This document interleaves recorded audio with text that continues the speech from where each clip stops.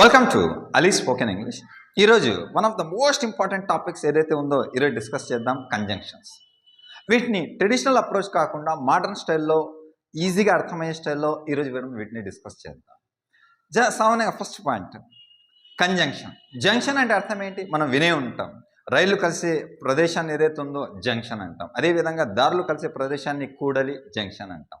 Conjunction అంటే అర్థం ఏంటంటే కన్ అంటే కలపడం, కలుపు అని అర్థం, టుగెదర్ అని అర్థం, కలిసి అని అర్థం. కంజంక్షన్ అంటే అర్థం ఏంటంటే వాక్యాలను కలిపే వాటిని కంజంక్షన్ అంటారు. వాక్యాలను కలిపే వాటిని ఏమంటాం? కంజంక్షన్స్ అంటారు. ఈ కంజంక్షన్స్ అన్నీ కూడా వాక్యాలను కలుపుతాయి, ఒక క్లాస్ని ఇంకో క్లాస్తో కలుపుతాయి.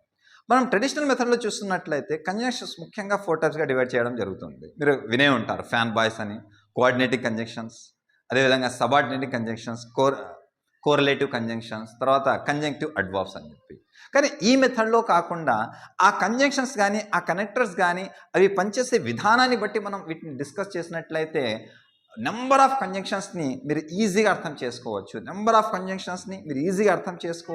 మీరు ఈజీగా వాటిని ఉపయోగించవచ్చు. ఎందుకంటే మనం ఒక్కొక్క కంజంక్షన్స్ డిస్కస్ చేసే బదులుగా అవన్నీ కూడా ఏ రకానికి చెందుతాయో, అవన్నీ కూడా ఏ అర్థాన్ని ఇస్తాయో మీరు నేర్చుకున్నట్లయితే అవన్నీ కూడా ఈజీగా అర్థమవుతాయి. వీటిని ముఖ్యంగా వాటి అర్థాన్ని బేస్ చేసుకొని 12 టైప్స్గా వీటిని డివైడ్ చేయడం జరిగింది. అయితే ఈరోజు ముఖ్యంగా ఆ 5 టైప్స్ గురించి డిస్కస్ చేద్దాం. Number 1 contrast, number 2 addition, reason, result, condition. So ముఖ్యంగా 12 టైప్స్ ఉంటాయి. ఈరోజు 5 టైప్స్ చూద్దాం. అది ఇంకొకటి స్మాల్ అనౌన్స్మెంట్ అండి. దీనికి సంబంధించిన పీడిఎఫ్ కావాలనుకున్నట్లయితే, number of examples, clear explanation కావాలనుకున్నట్లయితే పీడిఎఫ్ కూడా పర్చేస్ చేయొచ్చు. అదేవిధంగా ఆన్లైన్ క్లాసెస్కి ఎవరైనా ఇంట్రెస్ట్ ఉన్నట్లయితే వాటి కోసం కూడా కాంటాక్ట్ అవ్వచ్చు. పక్కన వాట్సాప్ నెంబర్ కనబడుతూ ఉంటుంది. సరే, ఇప్పుడు చూద్దాం కాంట్రాస్ట్కి సంబంధించిన వాటిలో మనకి కొన్ని కంజంక్షన్స్ వస్తాయి, కొన్ని కంజంక్టివ్ అడ్వర్బ్స్ ఉంటాయి.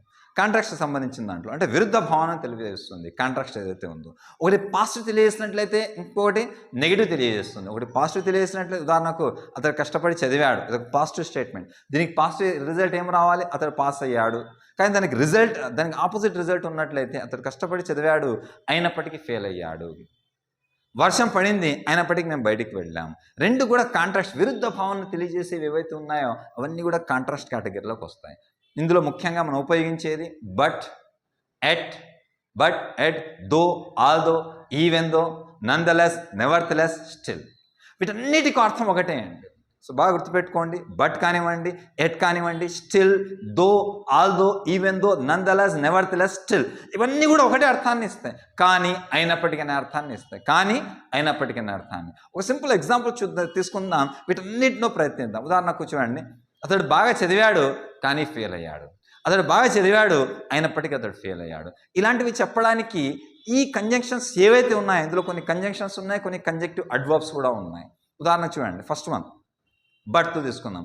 అతడు చదివాడు, హీ స్టడీడ్ వెల్, కానీ ఫెయిల్ అయ్యాడు, but he failed.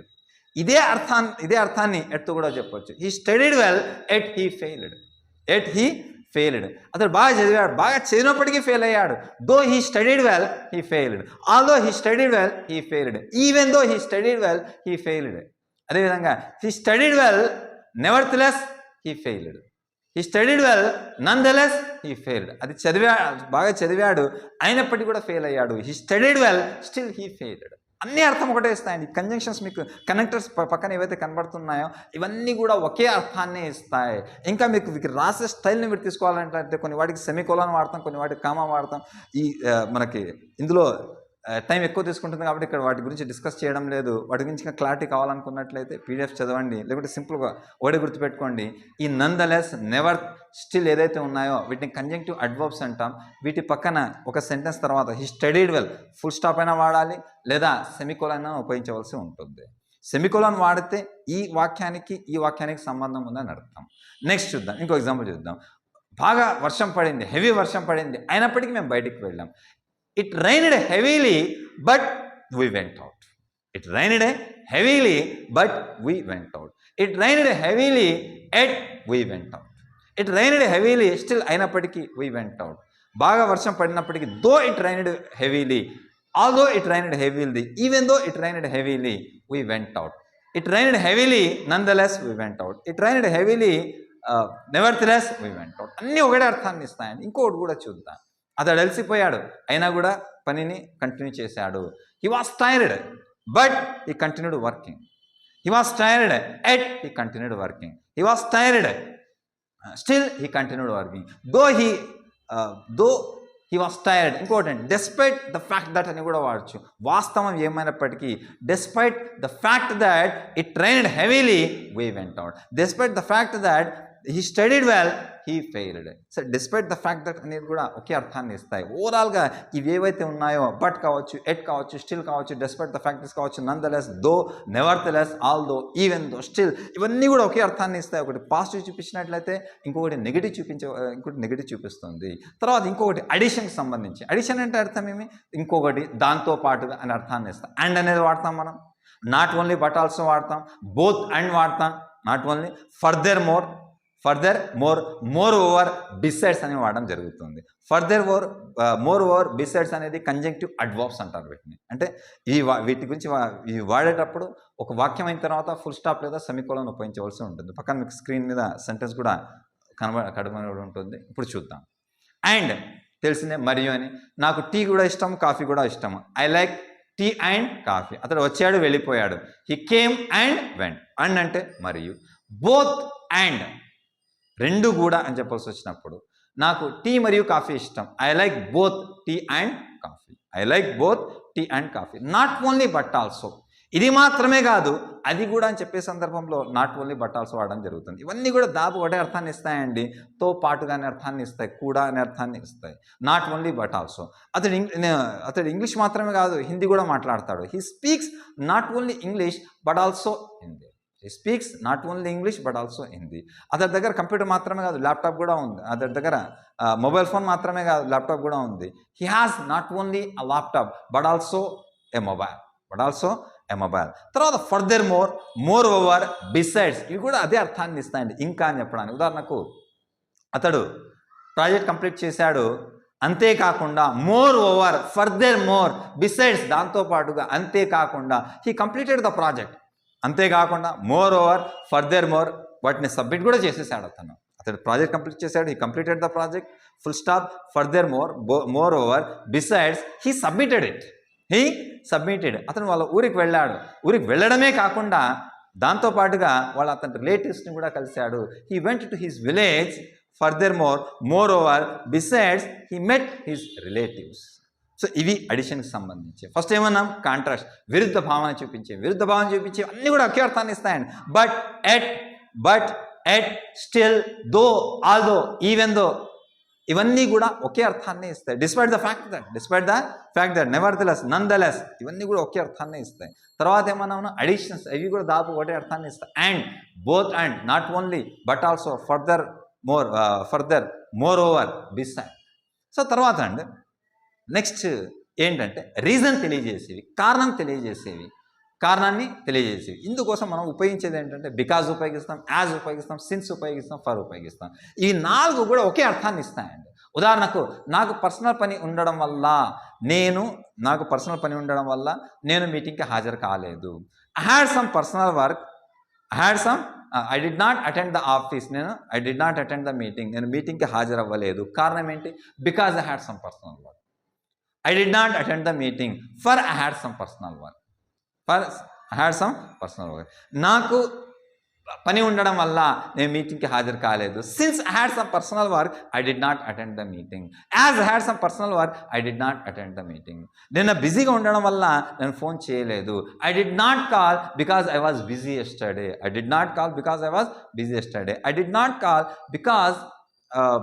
For I was busy yesterday. Since I was busy yesterday, I did not call. As I was busy yesterday, I did not call. Because, as, since ఏవైతే ఉన్నాయో ఇవన్నీ కూడా రిజల్ట్ని చూపించడం జరుగుతుంది, reason తెలియజేయడం జరుగుతుంది. ఇవన్నీ కూడా ఇందులో ఏమంటే మనకి రీజన్స్ ఉంటుంది. తర్వాత ఏంటంటే ఇంకోటి ఏంటంటే రిజల్ట్కి సంబంధించి. రిజల్ట్ అంటే అర్థం ఏంటి? ఒక పని జరిగింది, దాని యొక్క రిజల్ట్ ఈ విధంగా ఉంది. ఒక పని జరిగింది, దాని రిజల్ట్ ఈ విధంగా ఉంది అని చెప్పడానికి మనం ఉపయోగించేది so that, such that, therefore, consequently, thus, hence. ఇవన్నీ కూడా ఒకటే అర్థాన్ని ఇస్తాయండి. ఉదాహరణకు చూద్దాం. అదే ఎగ్జాంపుల్ తీసుకున్నాం. అతడు బాగా కష్టపడి చదివాడు కాబట్టి పాస్ అయ్యాడు. He studied well so he passed. He studied well therefore he passed. He studied well consequently దాని పర్యవసానంగా he passed. He studied well thus ఆ విధంగా he passed. He studied well hence అందువల్ల ఎందువల్ల హీ పాస్డ్. అర్థమైంది కదండి. He studied well so he passed. He studied well therefore he passed. He studied well consequently he passed. He studied well thus he passed. He studied well hence he passed. He studied so hard that he passed. He studied so hard, అతడు బాగా కష్టపడి చదివాడు, that కాబట్టి అతడు pass అయ్యాడు. అతడు మంచి intelligent student కాబట్టి పాస్ అయ్యాడు. He was such an intelligent student that he pass. ఇవన్నీ కూడా రిజల్ట్ చూపిస్తాయండి. ఇవన్నీ కూడా రిజల్ట్ని చూపిస్తాయి. నిన్న నాకు పర్సనల్ పని ఉండడం వల్ల నేను ఆఫీస్కి వెళ్ళలేదు. I had some personal work so I did not go to the office. I had some personal work therefore అందువల్ల I did not go to the office. I had some personal work, thus I did not go to the office. I had some personal work, hence I did not go to the office. Consequently, I did not attend the office. So పని ఉండడం వల్ల దానికి result ఈ విధంగా జరిగిందని చెప్పేస్తుంది. ఇవన్నీ కూడా ఒకే అర్థాన్ని ఇస్తాయండి. సో కనుక, సో దట్ అది కూడా కనుక కాబట్టి అని అర్థాన్ని ఇస్తాయి. కాబట్టి డస్ ఈ విధంగా, ఇందువల్ల హెన్స్ ఈ విధంగా, ఇందువల్ల దేర్ ఫోర్ కాబట్టి, ఆల్మోస్ట్ ఇవన్నీ కూడా ఏవైతే ఉన్నాయో so, so that, such that, therefore, hence, thus, consequently అందువల్ల, ఇందువల్ల, కాబట్టి అనే అర్థాన్ని ఇస్తాయి. చివరగా ఏదైతే ఉందో ఈరోజు టాపిక్లో కండిషన్స్ని తెలియజేసేవి. కండిషన్ ఇఫ్ తెలియజేస్తుంది, కండిషన్ అన్లెస్ తెలియజేస్తుంది, కండిషన్ ప్రొవైడింగ్ దట్ తెలియజేస్తుంది, యాజ్ లాంగ్ యాజ్ తెలియజేస్తుంది. ఇవన్నీ కూడా చాలా ఉంటాయి. ఇంకో ఎగ్జాంపుల్ చూద్దాం. మీరు బాగా చదివినట్లయితే మీరు పాస్ అవుతారు. If you study well you will pass. మీరు బాగా చదివితే తప్ప మీరు పాస్ కాలేరు. Unless you study well you will not pass. You will pass providing that you study well. As long as you study well, you will pass. అంటే దీని అర్థం ఏంటంటే ఇఫ్ యూ స్టడీ వెల్, మీరు బాగా చదివితే మీరు పాస్ అవుతారు. You will pass. మీరు బాగా చదివితే, as long as you study well, మీరు బాగా చదివినట్లయితే మీరు పాస్ అవుతారు. మీరు పాస్ అవుతారు. కండిషన్ ఏమింది? Providing that you will pass, providing that you study well. మీరు బాగా చదివితే పాస్ అవుతారు. మీరు బాగా చదివితే తప్ప మీరు పాస్ కాలేరు. Unless you study well you will not pass. So అర్థమయ్యాయండి. ఇవి చాలా సింపుల్గా ఉంటాయి. కాంట్రాక్ట్కి సంబంధించింది ఏవైతే ఉన్నాయో మళ్ళీ జస్ట్ ఫ్యూ మినిట్స్లో చూడండి. కాంట్రాక్ట్కి సంబంధించిన దాంట్లో ఏవైనా ఉన్నాయి, ఇవన్నీ కూడా ఒకటే అర్థాన్ని ఇస్తాయి. ఏమన్నాం? కాంట్రాక్ట్కి సంబంధించిన దానిలో బట్ అన్నాం, ఎట్ అన్నాం, though, although, even though, despite the fact that, still ఇవన్నీ, నెవర్త్-లెస్, నందలెస్, ఇవన్నీ కూడా ఒకటే అర్థాన్ని ఇస్తాయి. తర్వాత అడిషన్కి సంబంధించిన దాంట్లో and, both and, not only but also, furthermore, moreover, besides, ఇవన్నీ కూడా ఒకటే అర్థాన్ని ఇస్తారు. తర్వాత రీజన్, కారణాన్ని తెలియజేసేవి. As, since, for, because. తర్వాత రిజల్ట్ని తెలియజేసేవి. తర్వాత రిజల్ట్ను సో దట్, సచ్ దట్. తర్వాత దేర్ ఫోర్, కాన్సిక్వెంట్లీ, హెన్స్, ఇవన్నీ కూడా దస్ ఒకటే చూపిస్తాయి. Hope you understood. Thank you. Thanks for watching.